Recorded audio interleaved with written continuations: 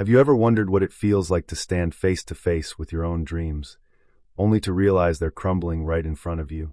What if the very thing you built with hope and hard work was teetering on the edge of failure because of secrets hidden within its walls?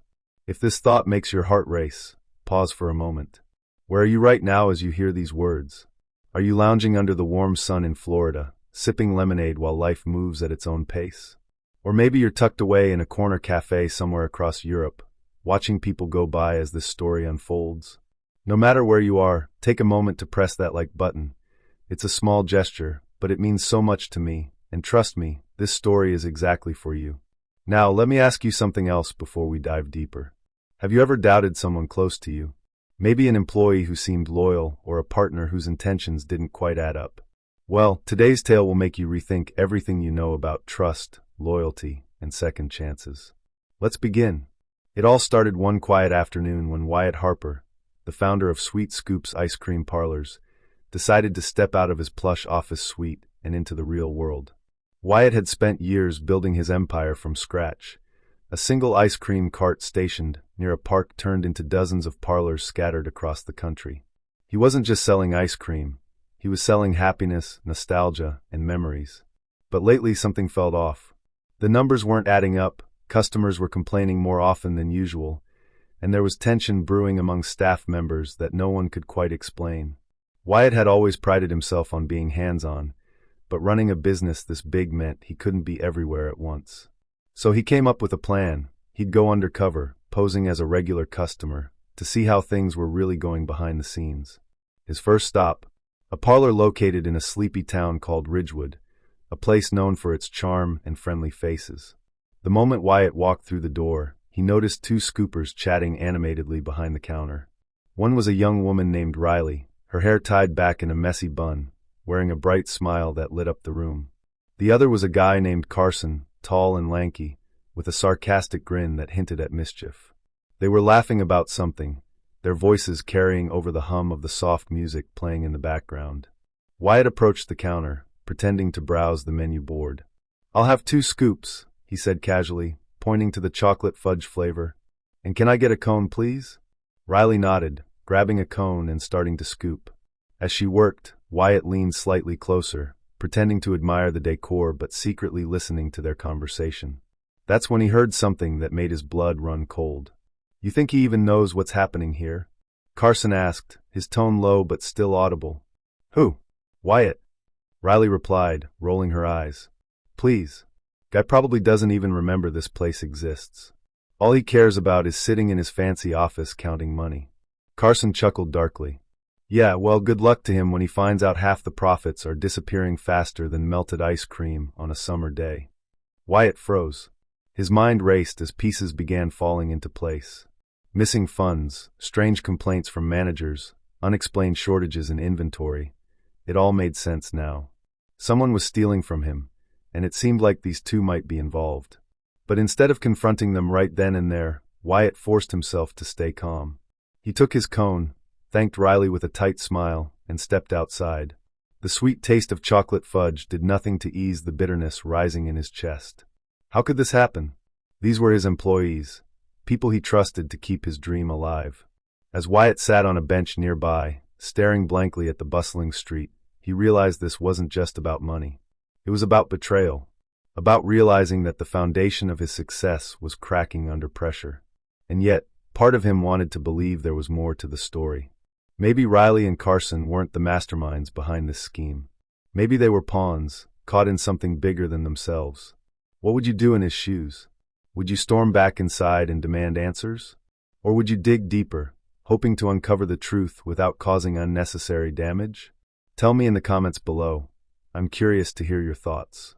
Oh, and don't forget to drop a like if this story has grabbed your attention so far. You won't regret sticking around till the end. Back at the parlor, Riley glanced toward the window where Wyatt had been sitting. She frowned, wondering why the man looked so troubled after such a simple transaction. Little did she know, her words had triggered a chain reaction that would change everything. Later that evening, Wyatt returned, not as a customer, but as himself. He stood in front of the staff, his expression unreadable. "We need to talk," he announced, his voice steady despite the storm raging inside him. Riley and Carson exchanged nervous glances. Had someone tipped him off? Was this the moment they'd been dreading? I've been hearing some things, Wyatt continued, pacing slowly. Things that don't sit right with me. Like rumors of missing funds. Of dishonesty. Of broken trust. The room fell silent. No one dared to speak. Finally, Riley raised her hand hesitantly. Mr. Harper, I need to tell you something. Her voice trembled, and tears welled up in her eyes. Wyatt stopped pacing and looked at her. Go ahead. Taking a deep breath, Riley confessed. It's true, we've noticed weird stuff happening. Money going missing, orders not matching up. At first, we thought it was just us messing up, but then we realized, she paused, swallowing hard. It's coming from upstairs. Upstairs? Wyatt echoed, confused. Carson chimed in. Yeah, Mr. Harper. There's this guy Greg, he works in accounting. He's been acting shady for months. Always sneaking around, making calls late at night. We tried to report it, but no one listened. Everyone thinks we're just trying to stir trouble. Wyatt's jaw tightened. Greg was one of his longest-standing employees, someone he trusted implicitly. Could it really be him? Determined to find out, Wyatt launched an investigation. What he discovered shocked him to his core. Greg had been embezzling funds for nearly a year, using fake invoices and falsified records to cover his tracks. Worse yet, he'd threatened anyone who tried to expose him, including Riley and Carson. When confronted, Greg broke down, admitting everything. I never meant for it to get this far, he sobbed. I just got desperate. My family needed help, and I didn't know what else to do. While Wyatt understood the desperation that drove Greg to such lengths, he couldn't ignore the damage done. Trust, once broken, was hard to rebuild. In the end, Greg was fired and handed over to authorities, leaving Wyatt to pick up the pieces. Months later, Wyatt visited the Ridgewood Parlor again. This time, he wasn't undercover. He greeted Riley and Carson warmly, thanking them for their courage in speaking up. You reminded me why I started this company in the first place, he told them. To create a place where honesty and hard work matter more than anything else. The experience changed Wyatt profoundly. He implemented stricter oversight measures, yes, but he also focused on fostering a culture of transparency and support. Employees were encouraged to voice concerns without fear of retaliation. Slowly but surely, Sweet Scoops began thriving again, not just financially, but emotionally too. So here's my question to you. When faced with betrayal, should you seek revenge or forgiveness? Is it possible to turn pain into growth? Share your thoughts in the comments. I'd love to hear what you think. And hey, if this story resonated with you, give it a thumbs up and let me know where you're tuning in from. Whether it's a cozy apartment in Canada or a sunny beach in Australia, your presence here means the world to me. Remember, life is full of twists and turns, but every challenge carries a lesson. For Wyatt, it was learning that trust isn't given, it's earned. And sometimes, the people who seem least likely to save you are the ones who hold the key to your redemption. Stay strong, stay kind, and keep believing in the power of second chances. Because in the end, that's what makes life truly sweet.